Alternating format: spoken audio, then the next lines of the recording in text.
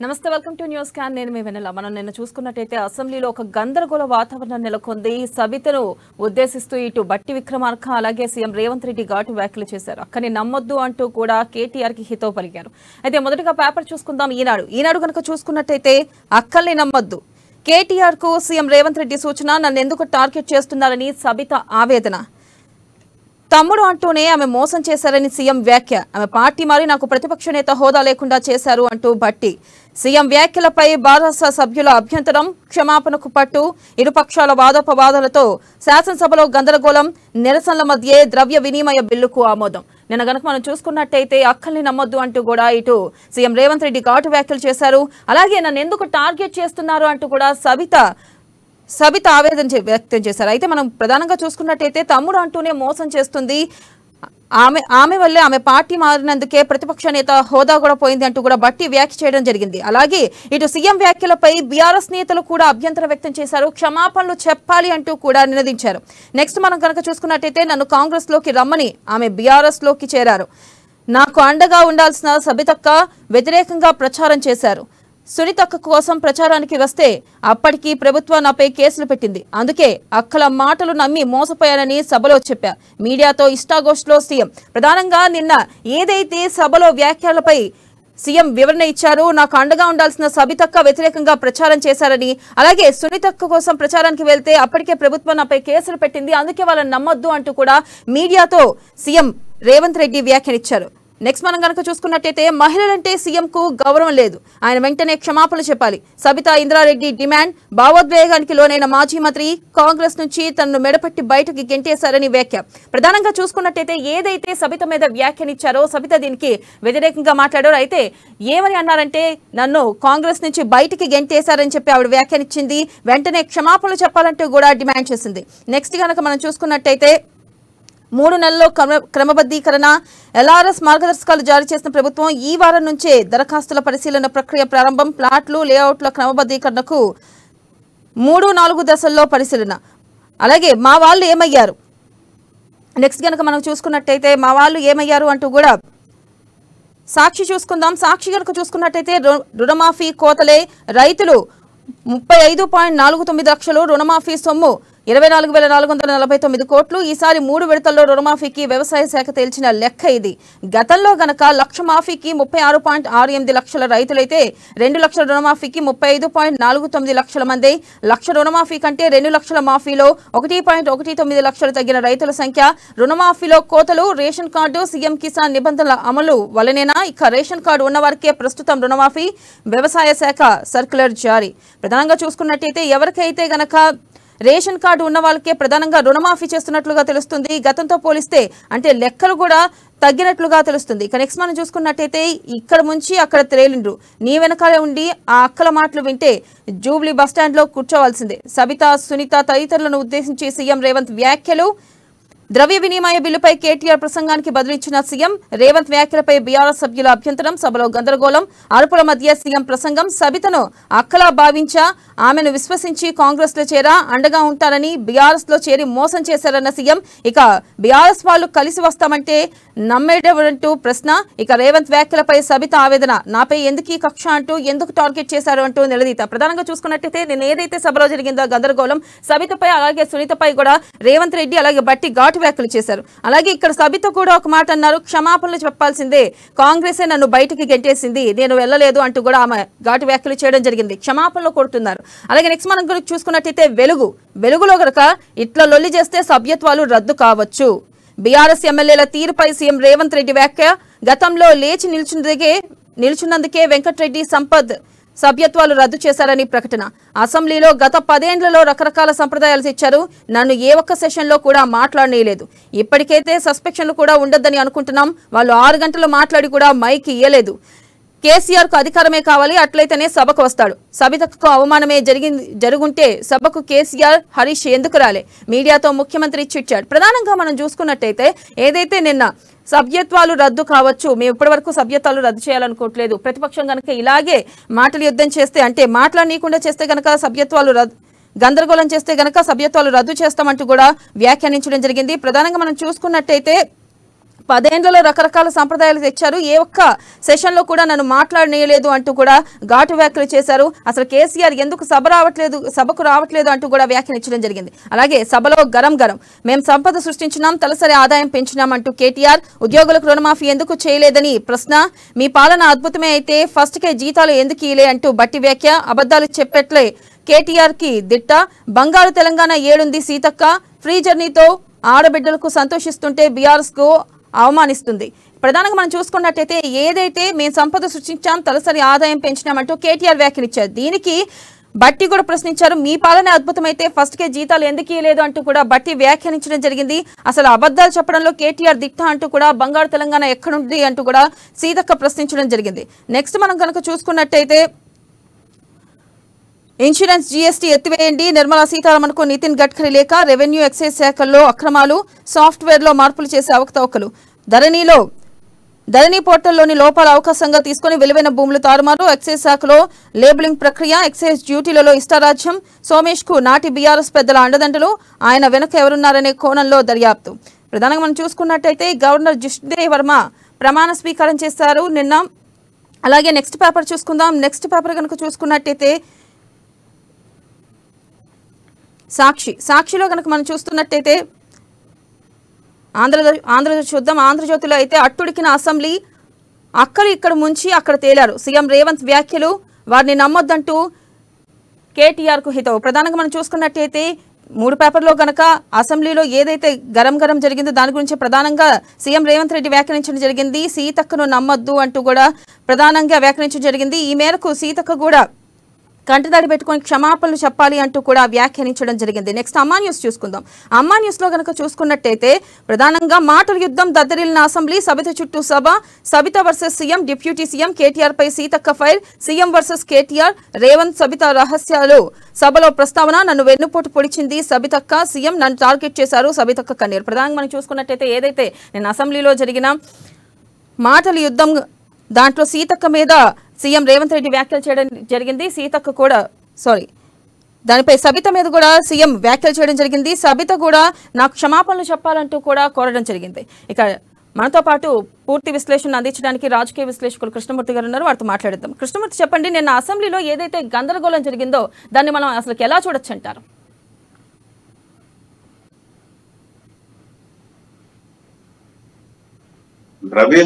Bill మీద నిన్న ఆమోదం చెప్పాల్సిన అవసరం ఉంది. ఖచ్చితంగా నిన్న బిల్లు ఆమోదం పొందాల్సిందే బడ్జెట్ సంబంధించి. కాబట్టి ఈ సందర్భంగా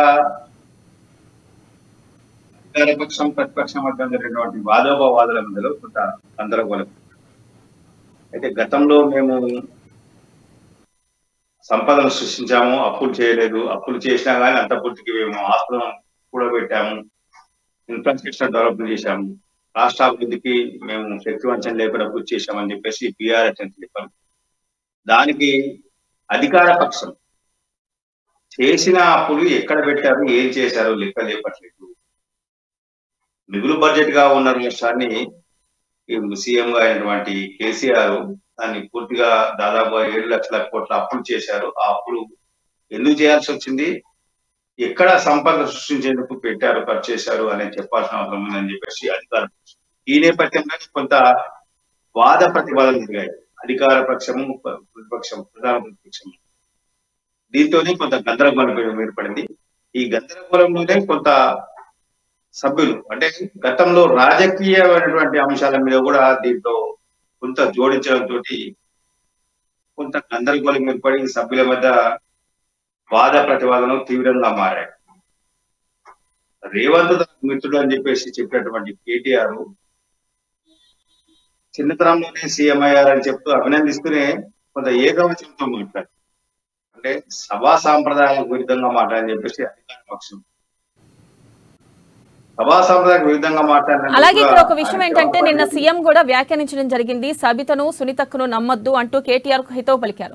ఇక్కడ మనం ఒకటి చూసుకోవచ్చు, బట్టి కూడా వ్యాఖ్యానించారు. కేవలం సబిత వల్లే మేము ప్రతిపక్ష హోదా పోయామంటూ కూడా వ్యాఖ్యానించడం జరిగింది. దీనిపై మీరేమంటారు? రెడ్డి గారు గతంలో కాంగ్రెస్ పార్టీతో గెలిచారు 2018లో. గెలిచిన తర్వాత బీఆర్ఎస్ లో చేరారు. ఒక ఏడాది కాలం కాంగ్రెస్ లో కూడా చేరారు. సబితతో పాటు మరికొంతమంది పెద్ద వెళ్ళారు. అంటే చాలా మంది 18 మంది గెలిస్తే దాదాపుగా 12 మంది బీఆర్ఎస్ లో చేరారు. చివరకు మిగిలింది 6 మాత్రమే కాంగ్రెస్ పార్టీలో. దీంతో అంటే 6 ఉన్నారు కాబట్టి ప్రతిపక్ష హోదా ఇవ్వము, ప్రధాన ప్రతిపక్ష హోదా అని చెప్పేసి అప్పటి బీఆర్ఎస్ ప్రభుత్వము తనకు మిత్రపక్షంగా ఉన్నటువంటి ఎంఐఎం పార్టీ ప్రధాన ప్రతిపక్ష హోదా ఇచ్చి అసెంబ్లీలో కూడా సజీవ ప్రతిపక్ష స్థానాన్ని ఎంఐఎం పార్టీకి కట్టబెట్టింది. అంటే ఇక్కడ పార్టీ ఫిరాయింపుల విషయంలో ఎమ్మెల్యే 3 సార్లు పనిచేసినటువంటి సవిత పార్టీ మారడం అనేది కొంత కాంగ్రెస్ పార్టీ నాయకులు ఇప్పటికీ జీర్ణించుకోలేకపోతున్నారు. కష్టకాలంలో సీనియర్లు పార్టీకి అండగా ఉండి పార్టీని గట్టెక్కించేందుకు, పార్టీని తిరిగి అధికారం తీసుకొచ్చేందుకు, పార్టీని తిరిగి ప్రజల్లో బలోపేతం చేసేందుకు ఏ రకమైన చర్యలు తీసుకోవాలి అన్న విషయాన్ని పక్కకు పెట్టినటువంటి కొంతమంది నేతలు పార్టీని విడి అధికార పక్షంలో చేరి పార్టీ ఉనికిని అసెంబ్లీలో పార్టీ ఉనికిని ప్రశాంతంగా మార్చాలని చెప్పేసి నిన్న భట్టి గారి ఆవేదన, తర్వాత సీఎం గారి ఆవేదన. నిన్న అసెంబ్లీలో వాళ్ళ ఆవేదన అది. అంటే కష్టకాలంలో పార్టీ ఉంది కాంగ్రెస్ పార్టీ. 18 మంది చెప్పి 12 మంది పోయారు. 12 మంది పోయినప్పుడు సీనియర్ గా ఉన్నటువంటి సబితా అన్నాడు కానీ మిగతా వాళ్ళు కొంత ఆపాల్సిన అవసరం ఉంది. పార్టీ ఫిరాయించే వాళ్ళని ఆపాల్సిన అవసరం ఉంది. అలా ఆపకుండా నేను బట్టి ఒక సందర్భంలో చెప్పారు, స్వయంగా నేను ఇంద్రారెడ్డి గారి ఇంటికి వెళ్ళాను, పార్టీ మారకండి అని చెప్పాను, అయినా వినలేదు. పార్టీని భ్రష్టు పట్టించాలి, పార్టీని నామరూపాలు లేకుండా చేయాలి అని చెప్పేసి సవితా నాయుడు భావించారు. బీఆర్ఎస్ తో చేతులు కలిపి కాంగ్రెస్ పార్టీని మోసం చేశారని చెప్పేసి వాళ్ళ ఆవేదన. వాళ్ళు చెప్పింది తప్ప.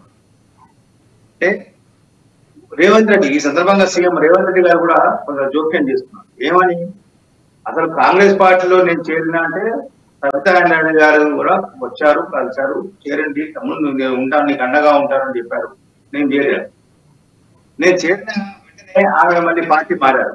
అంటే కొంత నాకు కూడా ఇబ్బందికరంగా ఉంది. నన్ను మోసం చేశారు అంటే నన్ను కాంగ్రెస్ పార్టీలో చేర్చుకొని నాకు కొంత అక్కగా అండగా ఉంటారు అనుకున్న సవితా నాయుడు గారు పార్టీ మారడం అనేది నాకు కూడా నచ్చలేదు, ఇబ్బందికరంగా ఉంది.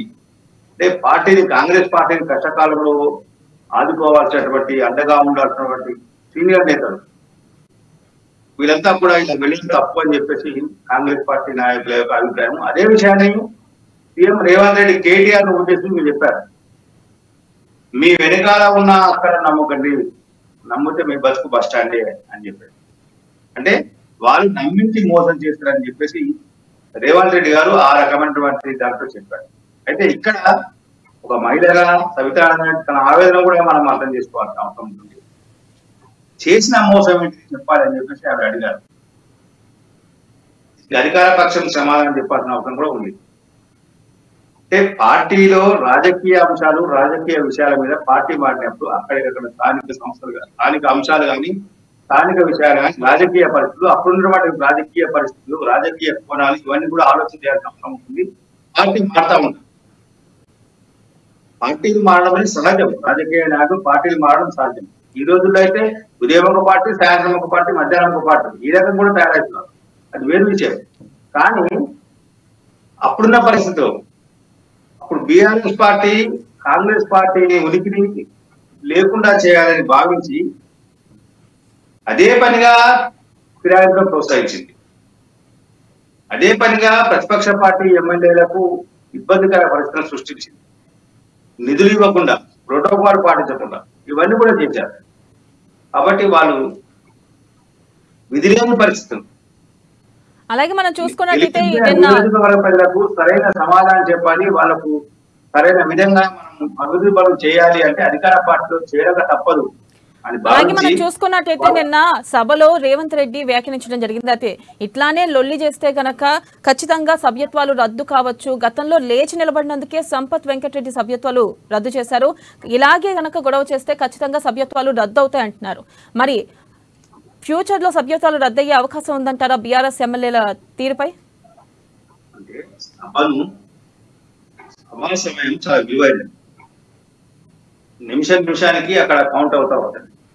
అట్లాంటి విలువైన సభా సమయాన్ని విపక్ష పార్టీలు లేనిపోని రాద్ధాంతం తీసుకొచ్చి గందరగోళం సృష్టిస్తే అట్లాంటి పరిస్థితులు రావచ్చు అని చెప్పారు. కానీ సస్పెన్షన్ చేస్తామని ఎక్కడ చెప్పలేదు. అంటే గతంలో చేశారు అన్న విషయాన్ని ఇక్కడ రేవంత్ రెడ్డి గారు గుర్తు చేశారు. గతంలో ఇట్లాంటి సంఘటన కేవలం మనం కూడా ఇదే చర్చ దీంట్లో అనేక సందర్భాలు చెప్పుకున్నాం. సంపత్ కుమార్ కోమటిరెడ్డి వెంకటరెడ్డిని ఓన్లీ వాళ్ళు లేచి నిలబడ్డారు, వాళ్ళ ట్రెజరీ బెంచ్ నిలబడ్డారు, వాళ్ళు బయటకు రాలేదు, వెళ్ళలోకి రాలేదు, పక్కకు జరగలేదు, వాళ్ళ సీట్లలోకి నిలబడడానికే వాళ్ళని సస్పెన్షన్ కాదు మొత్తం సభ్యత్వాలను రద్దు చేశారు. మనం గతంలో మున్సిపల్ స్పీకర్ సమయంలో జరిగిన సంఘటన. అంటే అట్లాంటి సంఘటనలు కూడా జరిగే అవకాశం ఉంటాయి. అంటే శాసనసభకు ఉన్నటువంటి శాసనసభకు స్పీకర్కు సభ రూల్స్ ఏంటి, వాళ్ళకు ఉన్నటువంటి విచక్షణ అధికారాలు ఏ రకంగా ఉంటాయి, సభను ఆర్డర్లో పెట్టాలంటే స్పీకర్ ఏ రకమైన నిర్ణయాలు తీసుకునే అవకాశాలు ఉంటాయి అన్న విషయాన్ని మాత్రమే ఇక్కడ గుర్తు చేయడం జరిగింది. కానీ ఏదో రద్దు చేస్తారు, వాళ్ళని మొత్తం వాళ్ళ సభ్యత్వం రద్దు చేసేస్తారు, ఇట్లా భయానక వాతావరణం సృష్టించేందుకైతే కాదు ఇది. కాకపోతే గుర్తు చేశారు, సభా సాంప్రదాయాన్ని ఎవరైనా పాటించాల్సిన అవసరం ఉంటుంది. సభకు కొన్ని రూల్స్ రెగ్యులేషన్స్ ఉన్నాయి, వాటి పరిధిలోనే మాట్లాడాల్సిన అవసరం, వాటి పరిధిలోనే వ్యవహరించాల్సిన అవసరం ఉంటుంది. కానీ ఇష్టానుసారంగా వ్యవహరిస్తాం, మా ఇష్టం ఏం చేస్తామంటే ఒప్పుకునే పరిస్థితి లేవు. ఇక్కడ సభ ఒప్పుకోదు. సభా సాంప్రదాయాలు విరుద్ధంగా సభ్యులకు అనుకూలంగా ఏ సభ్యునికి అనుకూలంగా ఉంటే ఆ సభ్యుడికి అనుకూలంగా సభా సాంప్రదాయాలు మార్చడానికి కుదరదు అని చెప్పేసి మాత్రమే రేవంత్ రెడ్డి చెప్పిన ఉద్దేశం. ఆయన వ్యాఖ్య వెంట ఈ ఉద్దేశం మాత్రమే. కానీ సస్పెండ్ చేస్తాము, మాట్లాడద్దు అనుకున్నప్పుడు మరి ఇన్ని రోజులు నిన్ననే మనం మాట్లాడుకున్నాం, సస్పెన్షన్ లేకుండా సభ సాగుతుంది అని. మరి ఎందుకు సాగించినట్టు? సభలో ప్రజా సమస్యల మీద చర్చించాలి, నిర్మాణాత్మకమైన సూచనలు రావాలి, ఆ సూచనలు కొన్నింటిని ప్రభుత్వం స్వీకరించి దాంట్లో మంచి చెడు ఆలోచన చేసి అది అమలు చేసి ప్రజలకు మేలు చేకూర్చడం ఎలా చేసి అమలు చేస్తే మేలు చేకూర్చవచ్చు అన్న విషయాలను ఇక్కడ పరిగణలోకి తీసుకునేందుకే ఈ సభ సస్పెన్షన్ అనేది లేవు అని చెప్పి నిన్నే మనం చర్చించుకున్నాం. సభ సస్పెన్షన్ లేని సమయంలో ఏకాఏకిన పార్టీ సభ్యత్వం రద్దు చేస్తారు వీళ్ళు అని అనుకోవడం అంటే ఓకే, విపక్షాలు రాజకీయంగా ప్రతి అంశాన్ని తమకు అనుకూలంగా మార్చుకునే ప్రయత్నం చేస్తుంటారు కాబట్టి ఈ రకమైనటువంటి అభిప్రాయం వస్తుంది. కానీ సభా సాంప్రదాయాలు ఈ రకంగా ఉంటాయి. గతంలో జరిగిన ఈ సంఘటనలు ఇదే సభలో ఇదే ప్రభుత్వము, ఇప్పుడు ప్రతిపక్షంలో ఉన్నటువంటి ప్రభుత్వం గతంలో మా అధికార పార్టీ ఇప్పుడు అధికారంలో కాంగ్రెస్ ఎమ్మెల్యేలు ఈ రకంగా ఇద్దరిని అనర్హులుగా ప్రకటించారు, దాన్ని కూడా గుర్తు చేశారు. అంటే నేను చిట్చాట్ లో రేవంత్ రెడ్డి ఇక్కడ కూడా దాన్ని డైవర్షన్ చేస్తాను, లేకపోతే మీరు ఎక్కువ మాట్లాడితే సస్పెన్షన్ చేస్తారని డిస్మిస్ చేస్తా అని చెప్పేసి బెదిరింపులకు దిగలేదు. అది బెదిరింపులకు దిగడం అనేది కాదండి. ఖచ్చితంగా నిబంధన పాటించండి, సభా సమయాన్ని వృధా చేయకండి, సభలో నిబంధన ప్రకారం మాట్లాడండి, ప్రభుత్వానికి సలహాలు సూచనలు ఇవ్వండి, ప్రభుత్వం చేసేటువంటి ఏమైనా ఇబ్బందికరమైనటువంటి అంశాలు మీకుంటే దాన్ని లేవనెత్తండి, అంశాలు ప్రశ్నించండి, నిలదీయండి. కానీ ఆ నిలదీత విషయంలో నిలదీత పేరుతోటి ఇష్టానుసారంగా మాట్లాడతాం, ఇష్టానుసారంగా ప్రభుత్వాన్ని దూషిస్తాము, మా ఇష్టంగా మేము ప్రవర్తిస్తామంటే ఒప్పుకునేది లేదు అని పరోక్షంగా అక్కడ సంకేతాలు విపక్షాలకు పంపించారు ఒక సభానాయకుడిగా బాధ్యత గల ముఖ్యమంత్రిగా రేవంత్ రెడ్డి. కానీ దీన్ని మనం ఇంకో రకంగా తీసుకొని ఇంకో రకంగా అయితే బెదిరిస్తున్నారు. ఇప్పుడు స్టార్ట్ అయితే బెదిరించారు రేవంత్ రెడ్డి గారు. అలాగే ఇక్కడ ఇంకో విషయం ఏంటంటే నిన్న కేటీఆర్ వ్యాఖ్యానించారు, మేము తలసరి ఆదాయం పెంచాము, మేము సంపద సృష్టించామంటూ వ్యాఖ్యానించడం జరిగింది. ఇటు బట్టి కూడా వ్యాఖ్యానించారు. అయితే మీ ప్రభుత్వమే సరిగ్గా పాలన చేస్తుంటే మరి ఫస్ట్ కే జీతాలు ఎందుకు ఇయ్యలేదు అంటూ కూడా బట్టి వ్యాఖ్యానించడం జరిగింది. దీన్ని మనం ఎలా చూడొచ్చు అంటారు? అప్పులు చేశారు, చేసినప్పుడు ఏమైంది? సంపద సృష్టించాము, సంపద సృష్టించారు. ఎక్కడుంది ఆ సంపద? ఆ సంపద సృష్టి వల్ల వచ్చేటువంటి ఆదాయం ఖజానాకు ఆదాయమే దొరికితే ప్రభుత్వ ఉద్యోగులకు సరైన సమయంలో అంటే ఫస్ట్ నాడు ప్రతి నెల జీతాలు ఇవ్వాలి. మరి జీతాలు ఎందుకు ఇవ్వలేకపోయి 18 తారీఖు 19 తారీఖు 22 తారీఖు దాకా జీతాలు ఇచ్చిన రోజులు ఉన్నాయి ప్రభుత్వ ఉద్యోగులు. ప్రభుత్వ ఉద్యోగులే గతంలో అనేక సందర్భాల్లో ఆమరణ వ్యక్తం చేశారు. ఈఎంఐ కట్టలేకపోతున్నాము, అప్పులు కట్టలేకపోతున్నాము, ఇబ్బందులు ఉంటున్నాయి, ఇంటికి రుణాలు ఇస్తున్నాము, పిల్లల పెళ్లిలకు చదువులకు బ్యాంకులలో అప్పులు తీసుకున్నాము, ఐఎంఐలు వచ్చాయి, కట్టలేకపోతున్నాం, ఫైన్లు పడుతున్నాయి, పెనాల్టీలు పడుతున్నాయండి. అంటే ఈ రకమైన ఒక పరిస్థితి ఎందుకు వచ్చాయి అని ఇప్పుడు చెప్పాల్సిన అవసరం ఉంటుంది. ఇవన్నీ కూడా 10 సంవత్సరాలు పాలించినటువంటి పాలకులు చెప్పాల్సిన అవసరం ఉంటుంది. వాళ్ళు 10 సంవత్సరాలు పాలించి ఏ రంగాన్ని కూడా సరైన సక్రమణ పద్ధతిలో నడిపించలేకపోయారు. కానీ వీళ్ళు కేవలం 8 నెలలు అవుతుంది. 8 నెలల కాలంలో అంటే ఈ రకమైనటువంటి అన్ని రకాల్లో ఫెయిల్ అయ్యారు. ఏమి ఇవ్వలేదు, మీరు ఏం చేయలేదు, ఒక్కొక్కటిగా చేస్తా ఉన్నారు వాళ్ళు. అంటే ప్రభుత్వం చెప్పేది అదే, ఆర్థిక శాఖ మంత్రిగా బట్టి విక్రమార్క చెప్తున్నారు, సంపదను సృష్టించినప్పుడు జీతాలు ఇవ్వలేదు, అప్పులు తెచ్చారు, ఆ తెచ్చినప్పుడు ఎక్కడ పెట్టారు, దేని కొరకు వెచ్చించారు, అది చెప్పాల్సిన అవసరం ఉంటుంది. దాన్ని చెప్పలేకపోతున్నారు. మీరు చెప్పలేదు కాబట్టి మేము వాటికి సంబంధించిన లెక్కలు ఇప్పుడు వెతుకుతున్నాం. ఈ లెక్కలు వెతికే సమయంలో కొంత సమయం పడతా ఉన్నది. తెచ్చినప్పుడు ఎక్కడికి పోయాయి, ఆ ఫండ్ ఎక్కడికి డైవర్ట్ అయింది అనే విషయాన్ని పరిశీలిస్తున్నాము. కొంత సమయం పడుతుంది, ఆగండి అని చెప్పారు. కానీ మేము సంపద పెంచాము, ఎక్కడ పెంచారు సంపద, దేంట్లో పెంచారు సంపదన అని చెప్పలేకపోతున్నారు కదా. అంటే నిన్న బడ్జెట్ లో పెట్టిన లెక్కల్ని అక్కడిక్కడ నిన్న కేటీఆర్ గారు బడ్జెట్ లో లెక్కల్ని ప్లస్ మైనస్ చేసి దీనికి సంపదే కదా అంటారు. ఈ సంపద అన్నప్పుడు ఎట్లా అవుతుంది అంటే గతంలో కూడా మరి మిగులు బడ్జెట్ ఇచ్చారు, మరి మీరు మిగులు బడ్జెట్ ఎందుకు చూపించలేకపోయారు, దాన్ని సర్ప్లస్ అని ఎందుకు చెప్పలేకపోతున్నారు. అంటే ఈ విషయాన్ని కూడా నిన్న బట్టి విక్రమార్క గారు ఆయన ఆర్థిక మంత్రిగా ప్రతిపక్షాన్ని ప్రశ్నించారు. చెప్పాల్సిన అవసరం ఉంది. ఇవన్నీ చెప్పలేక విపక్ష పార్టీ, ప్రధాన ప్రతిపక్షమైనటువంటి బీఆర్ఎస్ పార్టీ ప్రభుత్వం మీద ప్రతి అంశం మీద ఈ పథకం చేయలేదు, 6 గ్యారెంటీలు అమలు చేయలేదు. ఖచ్చితంగా 6 గ్యారెంటీల అమలు విషయంలో ఇప్పటికీ వీళ్ళు కట్టుబడి ఉన్నామని చెప్తా ఉన్నారు. 1,00,000 వరకు రుణమాఫీ జరిగింది రైతులకు. 2 లక్షల రుణమాఫీకి సంబంధించినటువంటి ఫండ్ విషయంలో కొంత పూలప్ జరుగుతా ఉంది ఫండ్. అంటే ఇవన్నీ విషయంలో ఇవన్నీ పక్కకు పెట్టేసినటువంటి ప్రతిపక్ష పార్టీ 6 గ్యారెంటీ విషయంలో మహిళలకు ఇచ్చిన హామీలు నెరవేర్చలేదు. మిగతా హామీలు ఏవైనాయి, పెన్షన్లు, ఆసరా పెన్షన్లు పెంచలేదు, పెంచుతామని చెప్తా ఉన్నారు. ఉద్యోగాలకు సంబంధించిన క్యాలెండర్ ప్రకటిస్తామని చెప్పారు, నోటిఫికేషన్ ఇస్తామని చెప్పారు, నోటిఫికేషన్ ఇస్తా ఉన్నారు. ఆ నోటిఫికేషన్ ప్రక్రియలు కూడా వేగం స్పీడప్ పెంచాలని ఆదేశించారు.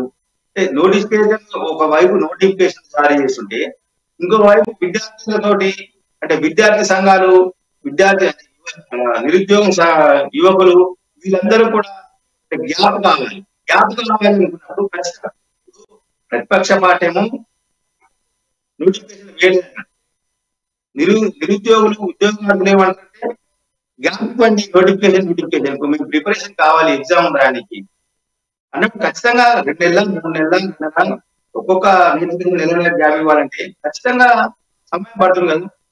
దాన్ని పరిగణలోకి తీసుకోవాల్సిన అవసరం ఉంటుంది. ప్రతిదీ రాజకీయం చేసి ప్రతిదీ లబ్ధి పొందాలి అనేది ప్రతిపక్ష పార్టీకి ప్రధాన సమస్యగా మారి అంటే ప్రతి విషయాన్ని లబ్ధి చేసుకోవాలి.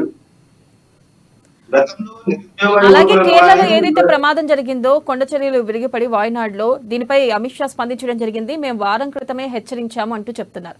నిజంగా ఇది చూస్తే కేరళ ప్రభుత్వం లేదు, అసలు వారం క్రితమే మాకు ఎటువంటి సమాచారం లేదు అంటున్నారు. మరి ఇక్కడ చూసుకుంటే ఎందుకు వారం క్రితమే గనక ఒకవేళ కేరళ ప్రభుత్వానికి చెప్పినట్లయితే ఎందుకు ప్రభుత్వం చర్యలు తీసుకోలేదు?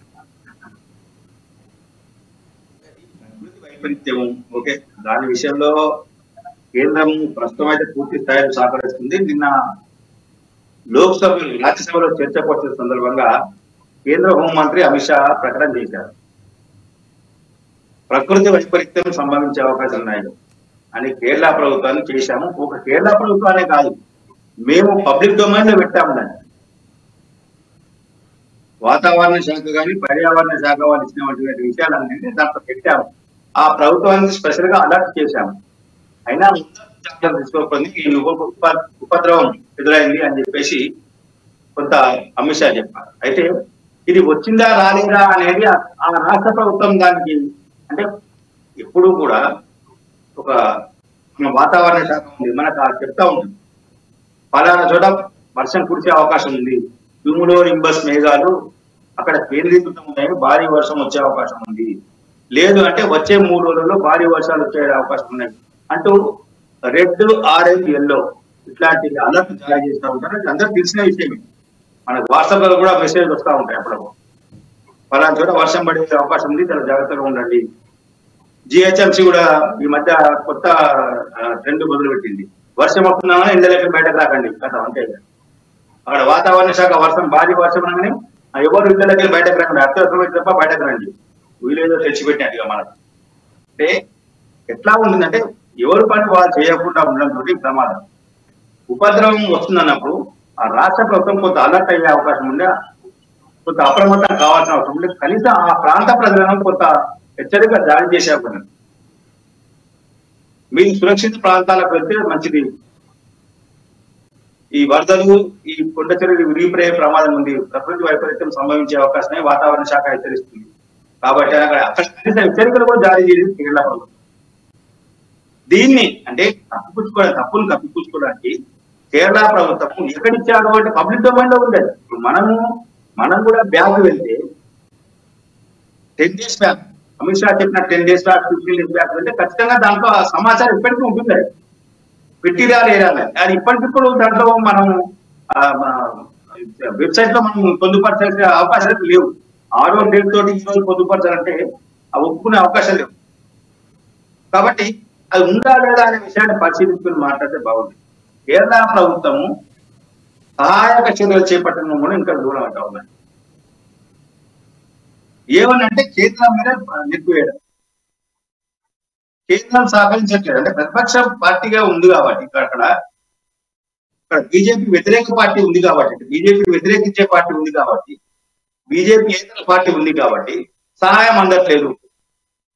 పూర్తి స్థాయిలో అంత పెద్ద ఉపద్రవం జరిగి చాలా మంది సజీవ సమాధి అయ్యారు. సజీవ సమాధి మనం చూస్తున్నాం. సోఫాలో కూర్చున్న కుటుంబము సోఫాలోనే చనిపోయారు. వాళ్ళు సోఫాలో కూర్చున్న వాళ్ళు సోఫాలో చనిపోయారు.